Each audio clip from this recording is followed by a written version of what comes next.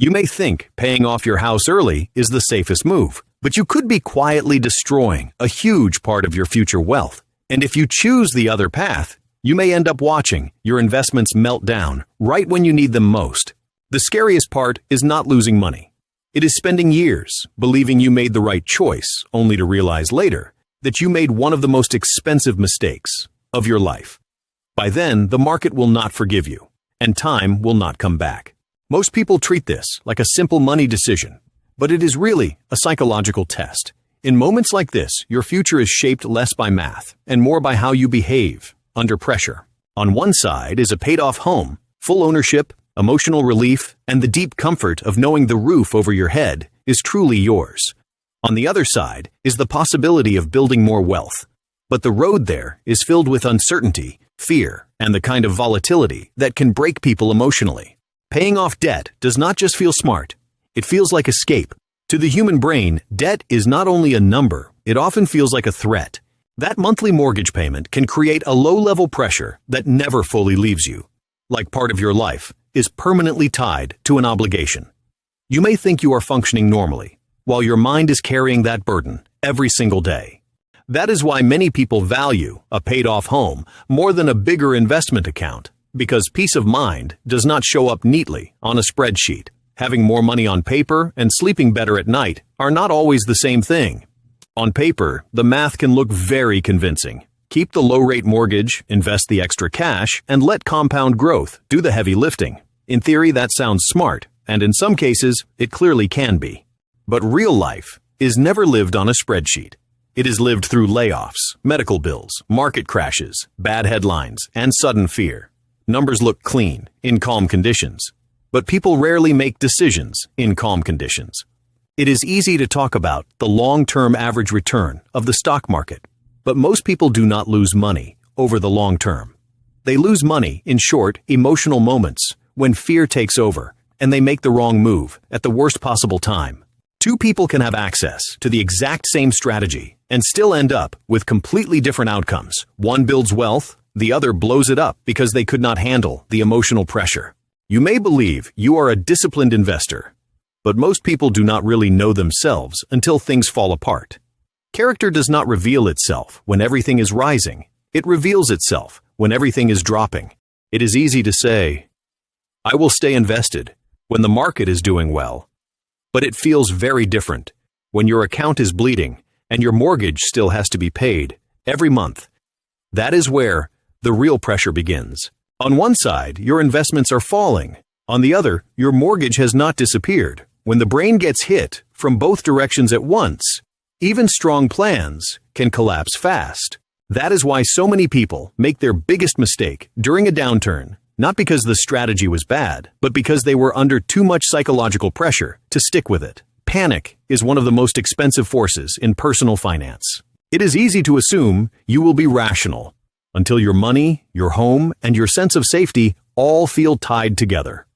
When that happens, emotion moves faster than logic. Loss hurts more than gain feels good, and that matters more than most people realize. Making money feels satisfying, but losing it can feel crushing. That is why people often abandon the strategy that looked best in theory, because theory belongs to paper while fear belongs to real life. A plan is only as strong as your ability to keep following it when things get ugly. Carrying debt is not just a financial burden.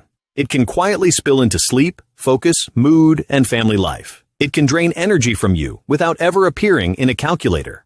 You may not wake up each day consciously thinking about your mortgage, but the background stress can still wear you down over time. Some people call it normal life, when in reality they are living with constant low-grade pressure. That hidden cost is dangerous because no spreadsheet will ever show it to you. No financial model will say, "This decision may slowly eat away at your peace of mind." If you pay off your mortgage early, you might miss out on part of the market's upside.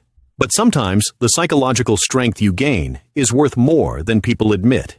There is power in knowing your home is fully yours. A paid-off house is not just property. It can become emotional stability, and that kind of stability can change how you handle everything else in life.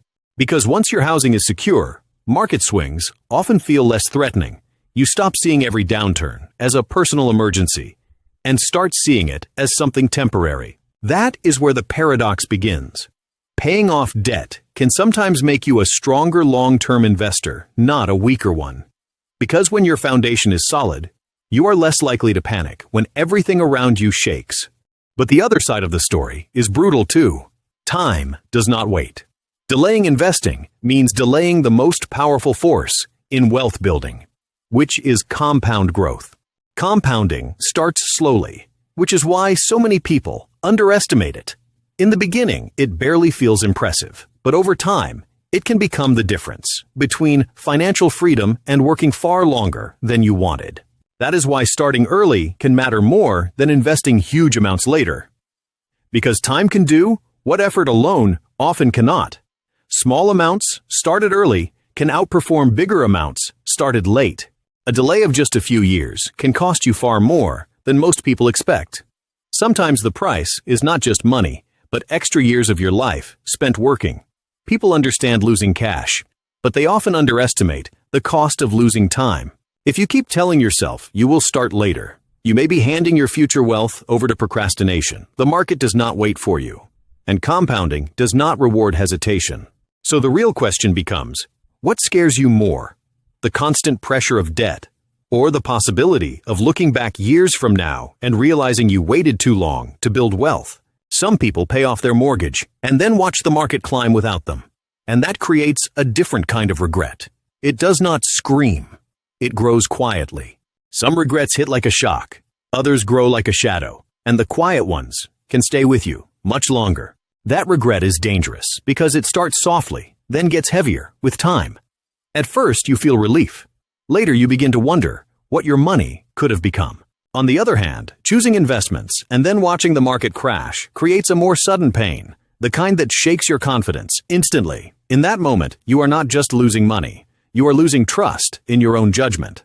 And that may be the most dangerous loss of all, because once someone sells in fear, they often do not just leave the market, they leave behind their belief in the future. That is why the best decision is not always the one with the highest theoretical return. It is the one you will still be able to live with when life gets hard. A perfect strategy you cannot stick with is worse than a good strategy you can follow for decades. If your mortgage rate is high, paying it down early may be far more powerful than it looks. Because in that case, the return you get from eliminating that debt is real, immediate, and guaranteed. As rates rise, the equation changes. It stops being only about peace of mind and starts becoming strong financial logic too. Paying off high-interest debt can be one of the cleanest wins available. If your mortgage rate is low, the math often leans toward investing. But that advantage only matters if you can stay consistent for years. Without discipline, the theoretical edge disappears. If you are going to stop investing every time the market falls, if headlines can scare you out of your plan, if every downturn makes you rethink everything, then the math does not matter. Good math, without emotional control, rarely survives real life. Most people imagine themselves as ideal investors. But real people are affected by stress, family pressure, fear, and uncertainty. In personal finance, the person you pretend to be can cost you a fortune. Your plan should fit your real behavior, not the version of yourself you wish existed. One of the most expensive mistakes people make is assuming they will be calmer, more disciplined, and more rational than they really are. Honesty is one of the strongest financial tools you have, because once you admit who you are, you can build a plan that actually works for your life. Self-deception is expensive. For some people, a paid-off home creates emotional freedom. They breathe easier, think better, and live with less fear. In that case, paying off the mortgage is not just about money. It is about reclaiming mental space. For others, staying out of the market creates a deeper, long-term frustration, because every year they feel like they missed the chance to build something bigger. For that kind of person, full payoff may create peace at first, but regret later. That is why the smartest path is not always extreme. Not all mortgage and not all investing. Life is rarely that simple. Sometimes the most realistic answer is a balanced approach, sending some money toward the mortgage, while also investing consistently for the future. That way, you reduce risk without completely giving up time in the market. It may look slower, but slower does not mean weaker. Sometimes what gets you to the finish line is not speed, it is consistency. The most successful people are not always the ones chasing the highest return. They are often the ones who picked a strategy they could keep following in bad times. Wealth is usually built through repeated discipline, not dramatic brilliance. If the market dropped hard tomorrow, and you do not know exactly what you would do, then your plan is incomplete. The decision should be made before the panic arrives, clearly, deliberately, and in writing. Because when fear shows up, people do not suddenly become wiser. They become defensive. And in that moment, what saves you is not emotion.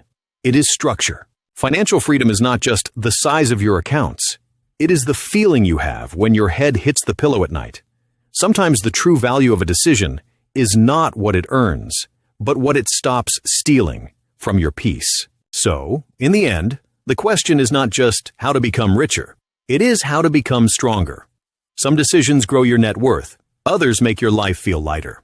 The right answer will not be the same for everyone, but the worst mistake is copying someone else's strategy without understanding your own psychology. A plan that works for another person can destroy you if your emotional wiring is different.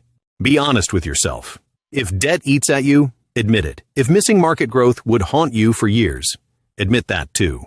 Because real wealth is not just about building more money. It is about protecting your future, your peace, and your ability to keep going. The smart move is not the one that looks best in theory. It is the one you can actually live with. In the end, people rarely remember the decision that made the most money. They remember the one that left them with the least regret. The real question is this: years from now, which pain would you rather carry? The quiet pain of missed opportunity, or the sharp pain of falling apart under pressure?